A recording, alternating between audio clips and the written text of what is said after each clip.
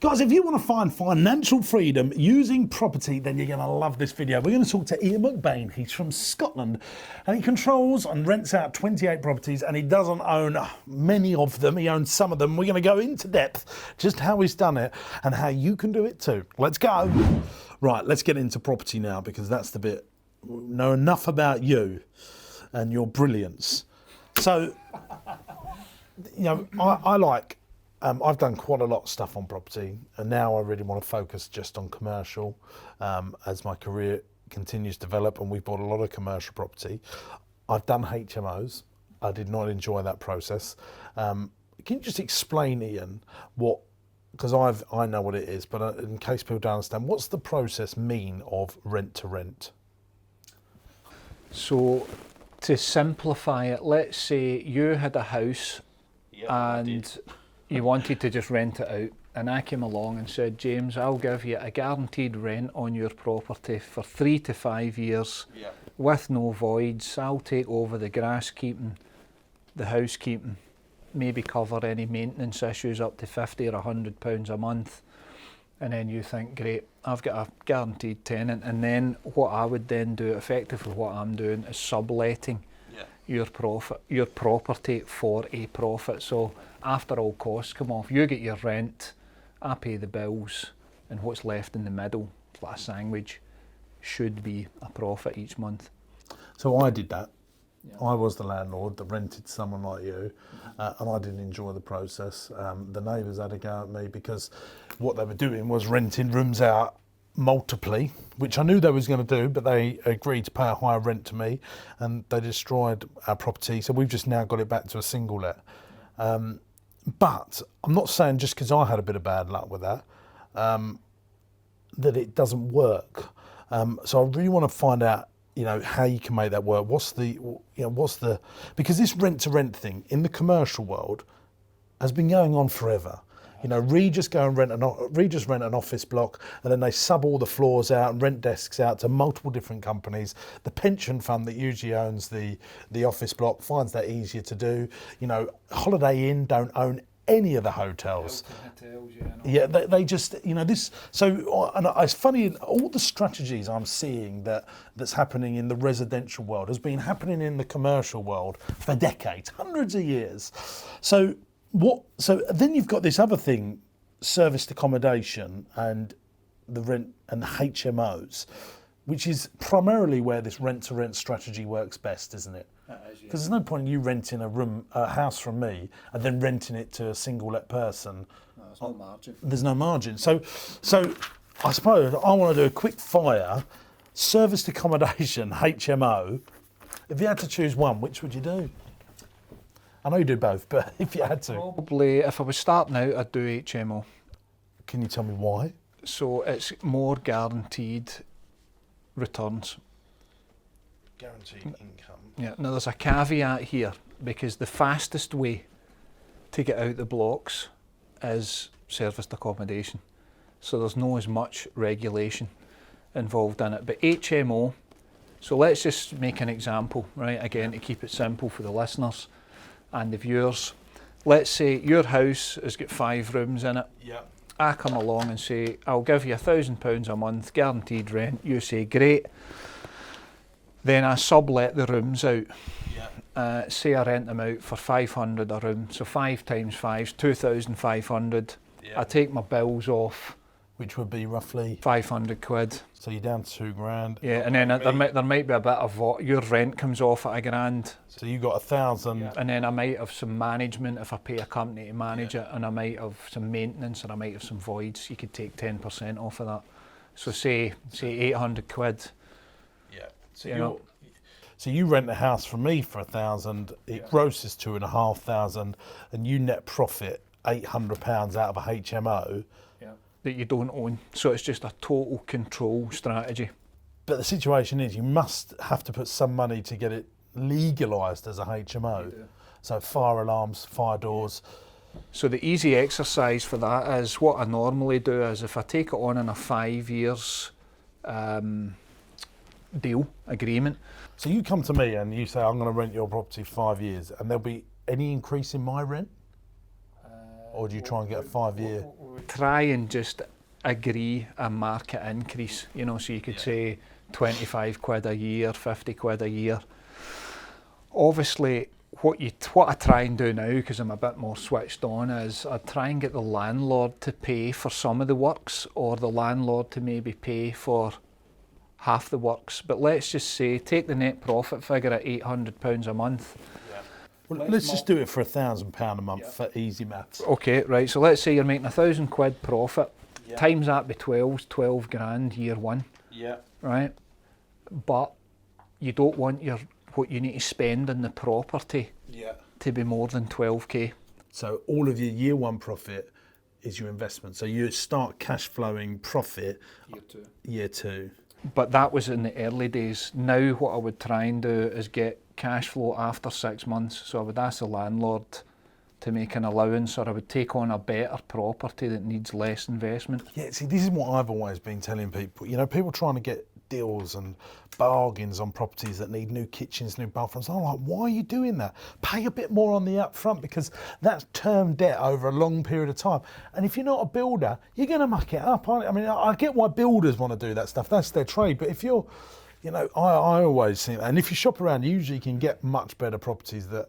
Well, to be fair, that, you know, this will, you know, whether it lasts forever doing rent to rent on residential properties, obviously, because a bit like the experience you had, you don't know who you're letting it out to. So they could promise you the earth, but, you know, it's like you give over control, but you want to keep an eye on it and make sure that, you know, you're looking after it. So what I do, this is just a total control strategy. So I only wanted to do a set amount to build up a bit of cash flow. That would help kickstart the business, and then the cash flow then goes into developing other parts of the business, which are buying and holding, which we do as well. So how many times have you done this strategy? Rent to rent, I've done it probably 15 or 16 times. Wow, so you're pretty a lot of... Yeah. So to be fair... And can I just... How much time? Because this... So when you've got... So how many HMOs have you got? Well, actually, no, how many tenants have you got? That's a better question. We have got close to 50 tenants. So you're running basically a 50-room hotel over multiple locations. That's the best way of... Yeah. Well, because the HMOs, they're... What's the average length of a stay of? Well, so we don't muddy the waters here, HMOs are still rented out on a AST, an assured short hold tenancy. So once someone signs that, you've got them in there for 6 months. Right. So you kind of know that. Yeah. So kind of 50 rooms on a gross revenue basis would be 25k a month, roughly. But obviously, you know that you've got these tenants in here for the next 6 months. The average length of tenancy in an HMO room can be anything from 9 to 12 months. You know, so you might get a doctor on a contract, a nurse on a contract. But obviously in the serviced accommodation, rent to rent, you're doing that by the night, by the week. Yeah, I'll come on to, let's come on to that in a minute, just so I understand. So you got the 50, I mean, what's the problems? So do you aim for good tenants? That's what. Well, you've got to go for professionals. So you want to take a deposit. They've got to go through referencing, credit checking. You've got to do all of that. Because I think the perception is that HMOs are usually going to people that can't get a normal AST buy to let. Yeah, well, to be fair, we don't let those types of people into our properties. I think when I show people some of my HMO rooms, if they're an older landlord... So, because your rooms you do up quite nicely, don't you? Mm-hmm. Chance, can we put some images of Ian's rooms? We're going to put them over. If you're watching this, like, we'll put some of the stuff in. You put a lot of effort into there, and I don't think people would understand that's usual, is it? Well, what? So it depends on your market. So it's like, I think there's not a lot of room at the top. You know, there's a load of room at the top because most people go for the middle of the market. So you know yourself, in any business, there's the bottom of the market then there's the middle, and then there's the top. I ran my removals at the top of the market. Yeah. I went for the top class clients. And So what does it cost to rent one of your rooms a month? on average, we're looking at 600 plus a month for a kind of professional room. So you're getting a TV, desk, wardrobe, chest of drawers, nice bed. And you're doing all that with a 12 grand fit out? Well, to be fair, that's if I do it in a rent-to-rent. If I do it in a rent-to-rent deal, the property itself has to be really nice. But the photos that I've been putting up in your group, James, are ones that I actually own, that ones that our family business owns. So we're spending a bit of money on them. And then, But just on this on the HMOs, the £600 a month. Yeah. But what would be the low end and the middle end in that particular area that you're doing that at? well, 400, 350 per room. So there's. So you can be nearly double. Well, let me give you an example, right? I went to a letting agent and he said the rooms you'll get 550 for this room, and I said, well, I want more than that. And he said, well, you'll not get that. That's what the market dictates. So the pictures that I put up, I put that. I put those videos, I put a marketing video, and I put them online, and I smashed the ceiling price for the rooms. Here's the thing. So are you marketing them yourself then, as well as an agent? Yeah, you can do it through an agent if you get the right agent, you know, that you trust. But doing it yourself as well means that you can run like quite a tight ship. So what are you looking for? 5-bedroom houses? So a 3-bed house with 2 reception rooms. Yeah. So you can split the two. What about the neighbours of these HMOs? They must hate you. Well, to be fair, if it's well managed and you've got professional tenants in there, you shouldn't have any issues. But of course, like any business, you do get issues. Well, I'm going to ask now. Like, so you got five people living in a house that's only got 3 bedrooms. If they've all got a car each, what happens in that? A lot of them, to be fair, don't have cars because some of them obviously, you know, if they pick up a job in the area, or they're over on a kind of contract. So, like say the hospital, let's say we've got kind of doctors and nurses from the hospital. You've got doctors as part. Yeah. So why would they not buy it somewhere? What? Well, so it's an interesting point. So let's say they're foreign and they're in here, you know, on a secondment or something like that. Then they, because they've not been in the country long enough, they can't get an EST. They don't have a bank account, stuff like that. So the hospital need to help get all that set up. So we're like a kind of incubation centre. So do you go to hospitals direct and say, look, here we are? Hospitals. So who do you go to? What, the HR department? You can go to Southend Hospital, Basildon Hospital, Chelmsford Hospital. You don't just walk into A&E, do you, and say... No, well, obviously there's an accommodation part of any hospital. Where'd you go? How did you work that out? Do you know how I got it? I just messaged them on Facebook. Did you? Yeah. What, so I like just went NHS on, yeah, and then just put some pictures up. So that's what, this is the thing, like, this is what I love about entrepreneurs, that's what I would do. And I'm sorry to probe into you. Most people don't think like that here. That's what I'm trying to get. Like, you go, well, what do you mean? I just, but that's what usually the barriers to stop. Well, people say there's an adage in business, isn't there, where they say it's sales and marketing. Yeah.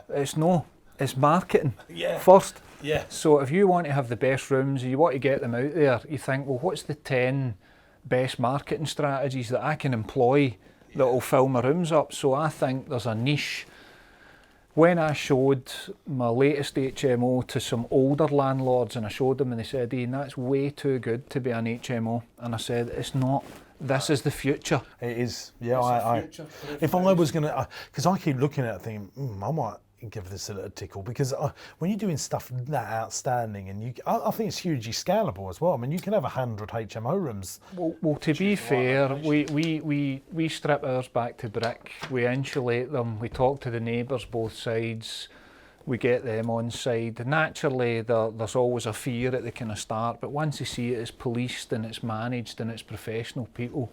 We've had air crew, pilots, loads of different demographics. What about the councils? Yeah. So, do they hate you? Do they love you? Well, to be honest, most councils are understaffed, but I think when you're offering to pay the council money and you're providing a service, let's face it, we don't have as much We're not building any more land in this island, and obviously we're creating like fantastic homes. I think our rooms are without being big-headed, every single person that's come round to our properties has said, "Wow, I want to live here. It's amazing." Well, I'm going to come and I want to make a video of it. So what about council tax? Do you pay a higher rate as a HMO? No, just you pay. So interesting point again. So they are at the minute it's one council tax in Southend, but across some of the other councils in the country, they are introducing banding on the rooms. You know, so they're going to, you know, that's one thing that they're going to be looking at. So they that could increase rents. That could either increase rents or it'll impact on your profits. You know. So really interesting. Right. Service accommodation. Yep. So if you had to choose between service accommodation and HMOs, you would choose just HMOs if you had to choose. Well, if I was going to, it depends what your strategy is. If you want some guaranteed income, HMOs is pretty solid. You know how businesses go up and down, up and down, up and down, like we were speaking about earlier. Serviced accommodation's a bit like that. So in the summer you can kill it, absolutely kill it, and then in the winter it drops off. So that's because you're in Southend though, isn't it? Well, it's a leisure, seasonal town, isn't it? But if you had serviced accommodation in the middle of London, it would be... Well, exactly. So I think the Ritz Hotel in London probably don't suffer too much from seasonality. But if you imagine your HMO in one of the towns, say Chelmsford, Colchester, in the winter, it's still got ASTs and it's still paying you that amount. Whereas your cash flow and serviced accommodation can be hit, but you need to try and target corporate people, and you know, if there's something going on in your local area. Let me ask you, when we go to some service in the same way, so you're all going to come to me, rent my property off for me for £1,000 a month. Yep. What could be your gross income? What's the 70% occupancy is the aim? 70% occupancy is 21.6 or 7 nights of the month, and if you're renting it out at like £100 a night, say, that's 2,170. So there's not a lot of margin left at that. So that £1,000 a month would be classed as either a too high a rent, or you'd maybe need to charge a bit more nightly to make a profit. But again, it depends. So can you walk me through an actual deal like on a serviced accommodation that you've done? So you've gone to a landlord. What are you thinking of one? Yep. So you guarantee the rent for £800 a month, say. Yeah. And what would that be? That would be a flat, would it? That'd be a kind of 2-bed apartment. Yep. Yeah. So it's usually serviced accommodation is apartments rather than houses. It doesn't have to be. Houses and apartments work well, but there's a lot of apartments coming onto the market now because there's a lot of companies training on it and saying this SA's easy. You can get into the market, but we're deviating away. So let's say 800, and then you've got to rent it out, you know, per night. The minimum we charge is a minimum 2-night stay. So you've got minimum 2-night stays, and that cuts down on your laundry and cleaning cost. But you've got to have cleaners. This is a business, James, we're talking about, you know what I mean? So you've got, This is not like doing a buy-to-let, single-let where you can fit and forget, is it? This is, exactly. You're running a hotel, aren't you, in effect? Yeah, and that's obviously where coming into communities, people that get upset with noise and, you know, loads of traffic and stuff like that. But to be fair, if you think of, if it's well managed and it is only 70% occupied, that can... Is that 70% right, or am I... That's about the average, yeah. So obviously, if you think of, I mean, in the summer, you know yourself, you could be 100% occupied and make no money. You could be 25% occupied and make a fortune if your pricing's right. So it's not about selling it out too cheap. It's just finding out what's the sweet spot for you. But obviously, typically on that, we look to try and make maybe kind of 500 a month profit. Now, there's loads of training providers out there saying, let's go for 1,000. Now in the summer, can you do that? Absolutely. But in the winter, and then when you add it all up. So the HMO strategy is so much better, isn't it? Because you can manage your neighbours easier, because if you've got someone in there for 6 to 12 months and they're a bit of a toe rag, you can say, look, please, come on, you're going to upset the neighbours. Where if you've got an serviced accommodation, you've got a change of people all the time, haven't you? Yeah, there's a lot of churn, but to be fair, mixing the two strategies together does help give your cash flow a boost, because in the summer, obviously you can make decent money, but it's not all about the money. It's about obviously running a business, building that team again, and getting, obviously, you know, you don't want to be getting into like blocks of apartments where you've got neighbours below and stuff like that. So that's how houses work quite well. Or if you've got a block of apartments, that works really well. You know, because it's all the one thing in the one place.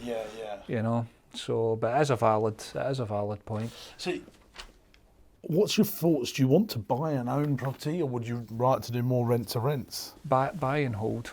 So rent to rent just gets you out the starting blocks. A lot of people that don't have the cash to do deposits at the start, and obviously in any business, and especially in property, you run out of money fairly quickly.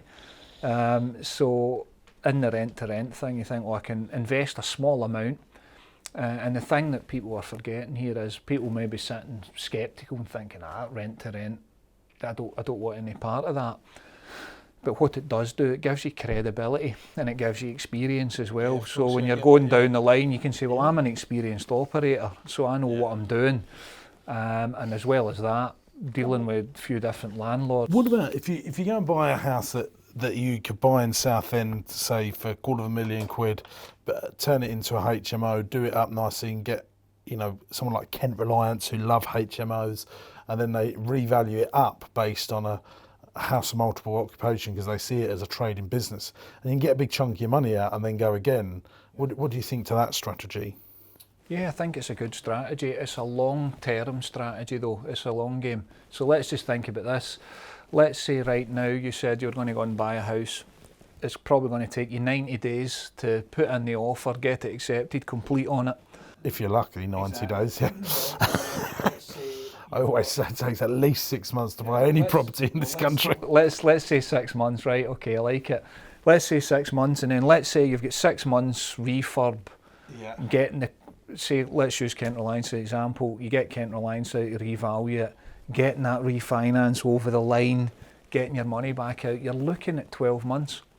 You know, so if you wanted to do it at scale, you'd need to have a fairly substantial pot of cash, and you need to be doing a few at a time, and you would need to have a building team that could cope with that, you know, at the same time. So I think to myself now, if I'm taking on an HMO today, I'm not getting paid until this time next year.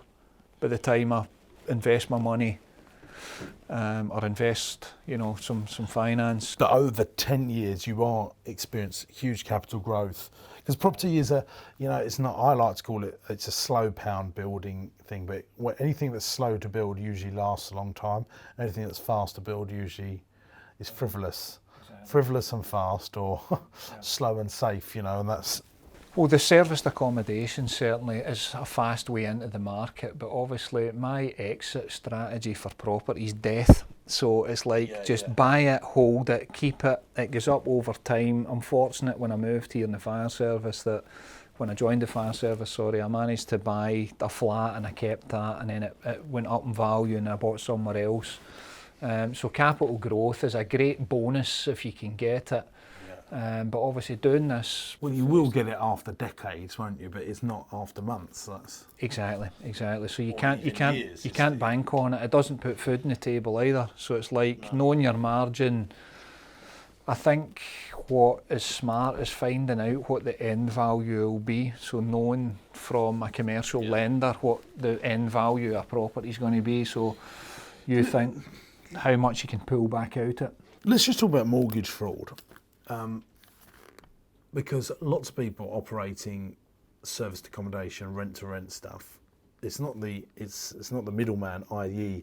the person renting it off of the landlord. It's the landlord that's, in many cases, don't get permission from... Do you know anyone that's been caught out on this yet? I don't know anyone that's been caught, but it is a well spoken about topic at the minute. So because HMOs, like even if you own a property and you say you get a buy-to-let mortgage and then you turn it into a HMO, I know some banks hate HMOs, and I know there's other banks that love HMOs. So people are just not I don't think they realise it in some cases, you know. Nah, well, obviously, you know, part of your due diligence is to ensure that there's documents and paperwork and say, look, it's your responsibility to make sure X, Y, and Z. But let's pose a scenario. So let's say I say to you that we'll take on this property and you must have permission, and you could show me permission and say I've got permission to let it as that. But what's to stop 12 months down the line you then going away and refinancing with another lender, and you don't tell me? Yeah. So you're protected up front, but you're right, it's a massive, you know, there's most mortgage providers don't allow if it's a buy-to-let, they want to see an HMO product on there. And if it's serviced accommodation, most mortgages don't allow a short-term let, you know, as well. So there's probably a lot of operators out there at the minute creating themselves a problem, stacking it up for the future. What about saturation? Loads of people doing the service accommodation, HMO stuff now. You know, is it? Well, to be fair, there's Southend has got a fairly large and mixed demographic, but we're seeing lots of serviced accommodation coming in, not just to Southend, all over the place. What about HMOs? There is a few developers in HMOs locally in Essex that I know of, but I think there is still a bit of market for growth in the HMOs. But eventually, will it come to saturation? You don't know. The government aren't building enough homes. Well, the thing is with HMOs is even if not everyone can afford a single let buy-to-let. No. Well, there is a market out there for people that want an HMO. So the market that we work to is like high. Our rooms are phenomenal. Super fast broadband, Sonos, PlayStations, everything. Put Sonos play bar in some areas, yeah. Cinema rooms, basement converted into a cinema. So, you know, it's going to be, that's the future, James. Obviously, when you look at it, people are, people want something that's like kind of high end, something that they maybe couldn't afford themselves. So what about buying a 12-bedroom hotel? Because they hardly make any money as a hotel. I've thought of that as well, but I think the room market everywhere, it would need to be something like really special. But if you turn that into a 12-bedroom HMO, so you actually stop running it as serviced accommodation, you turn a 12-bedroom hotel into a HMO, you would mitigate all the problems with neighbours, wouldn't you? Because people living around there understand that's the deal. And then you would get rid of all the staffing costs of running a 12-bedroom hotel, which just doesn't stack up. You know, that you need to have 80 rooms. You know, one receptionist can look after 100 rooms or 12 rooms, can't they? You know, and I just wonder if. But you would have, then you could derate it for business rates as a hotel and back into. Well, the only potential snag I could see is that because some councils, there's a few different planning class uses. Yeah. So they've got a provision for hotel beds in the local area. So that planning class, if you're running hotels and guest houses, is C1. Yeah. And obviously an HMO planning class use is C4. So if you try and convert from C1 back to C4, that's not always going to be granted because they don't want to lose the bed spaces. That's not to say it can't be done, but it's one thing to be mindful of. So what does 5 years' time look like for you? What does your property journey look like when it's finished in 5 years? Well, to be fair, I would like to travel a bit more. So it's basically doing all the fundamentals I used in my removal business. So building systems, building a team, having it running without us, and it's generating enough profit to, go and do the things that I want to do. So what does that look like? How many houses? How many?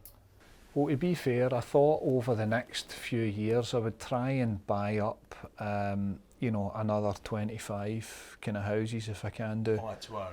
Yeah, but we'd have to, you need funding, you need to recycle your cash, you need to know what you're doing, you need a team. And obviously now that I'm focusing on this full time, it's just putting those systems and processes in place, getting a lender on side. So someone like Shawbrook, Aldermore, you know, those guys. I've got a good relationship with Shawbrook. I was on a corporate water skiing day with them on Monday actually, which was good, and they were obviously the reason they done that, so they can lend you more money. But obviously, I think when I started the removal business, I had this dream of being the kind of biggest one, but you quickly realise that obviously turnover is vanity, isn't it, and profit is sanity. So you don't actually need a huge amount. It's like, what do you want a month? If you want 5k a month, get 5 HMOs. If you want 10k, you might need to diversify and build up. So it's like... But sometimes people buy turnover because you need to know what your profit is that you want when it's finished, and sometimes you need to buy turnover, and get to a critical mass. It's the same with the hotel thing. I know that people that if you've got a boutique hotel, you make money, or if you've got a big hotel, you make money. Yeah. Anything in the middle don't make money. Yeah. And every bit, it's like one day nursery makes money, or 10-day nurseries make money. You need the same middle management team to look after 7-day nurseries as 10, 20-day nurseries, and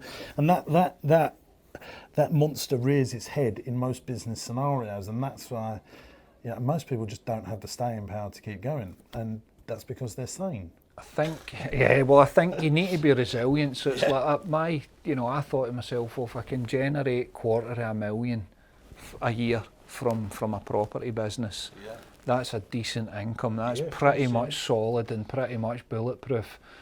But obviously lending at the minute's tight, getting finance is tight. Have you noticed that? Yeah, refinancing and obviously try to get finance. Well, this is going to bring me on to my next.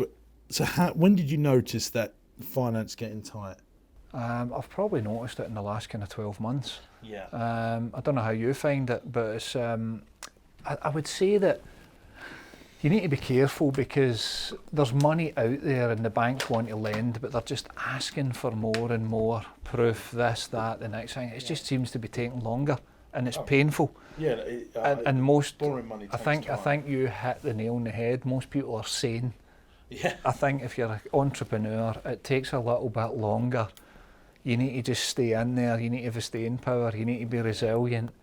It's tough. So what do you think? What do you think about? I mean, I've got my views on this. Where do you think property prices will be in 18 months' time? So we're currently, as we're recording this, 3 months away from or 74 days away from the supposedly Brexit date of 31st of October 2019. It'd be great to watch this back in a year's time. We'll probably still be there. Nothing's changed. But here's the thing. I keep hearing about the stamp duty changes that, someone I work with, she's not completing on her house now until after the next budget, because he's just said that he's going to reduce stamp duty and turn it on to sellers rather than buyers. So she's just like, right, I'm not going to. So that's a 3-month delay. I mean, everyone's now going to not say. I mean, everyone's going to wait till the budget now to complete on houses, aren't they? Well, see, to be honest, there's just loads of scaremongering, there's loads of uncertainty. Do you want me to say what I think? Yeah, what do you think? Yeah, go for it. Because I'm interested, you want to buy 25 houses. What I think in 18 months, I think it'll all be sorted, and I think the prices will be going up again. That's what I think. Yeah. What do you think? Oh, when it's sorted, I think the prices will go up again. Yeah. So I think if you're an investor, the deals are out there to be had right now. Recession. I mean, I think there's a global recession. Could be coming. Germany's in recession.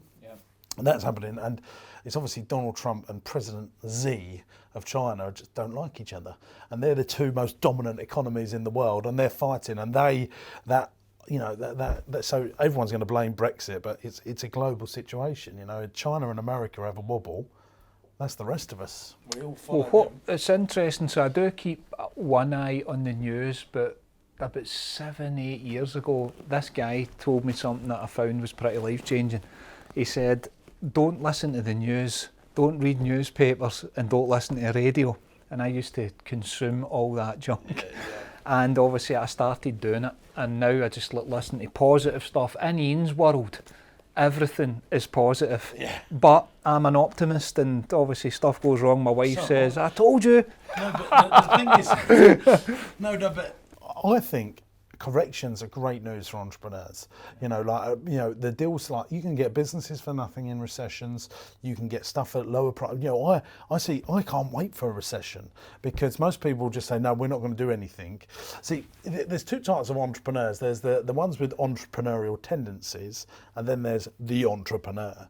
And the entrepreneurial tendency guys, they withdraw when there's a slight wobble, whereas the entrepreneur goes forward 10 times more. And so I'm definitely in the 10 times more, and you lose, you know, the competition, I think. Yeah, I think you've got to just keep thinking ahead. It's tough, but when you look back at what you've achieved, forward is forward. Yeah. So it doesn't matter where you're running at 100 miles an hour, or you're going forward at 2 miles an hour, you're still lapping everyone that's sitting on the couch talking about it. So you're right, there is great opportunities out there. Yeah. And there's always great opportunities for those with the right mindset. Just remove the mood hoovers and off you go. Exactly. I've started using the mood hoover actually to a few other people. So no, it's good. I've really enjoyed this. What do you think, Chuds? Interesting. Did you pick some good stuff up? It's good. I think I've got most of my notes. Yeah, I don't think I'll be doing serviced accommodation after talking to you. It seems like too much like hard work for me. The HMO thing to the professionals, I really like that strategy. I think that is a really smart one. I don't see that being saturated, because I just feel like that's individual flats. I mean, and if you're doing it to the high end and you attract the high end clients, I think that's fantastic. Ian, I've loved this. I think people are going to get some great value out of it. You're a top guy. Thanks for watching. See you real soon. Bye-bye. thanks very much. Thanks for watching the video. Really hope you enjoyed it. To help grow your business, don't forget you can watch more of my videos by clicking here. And don't forget to hit subscribe to the YouTube channel by clicking this button right here. It gets better than that, because you can come and see me at one of my seminars to help grow your business. All the details of how you can get to one of those for free is in the video description.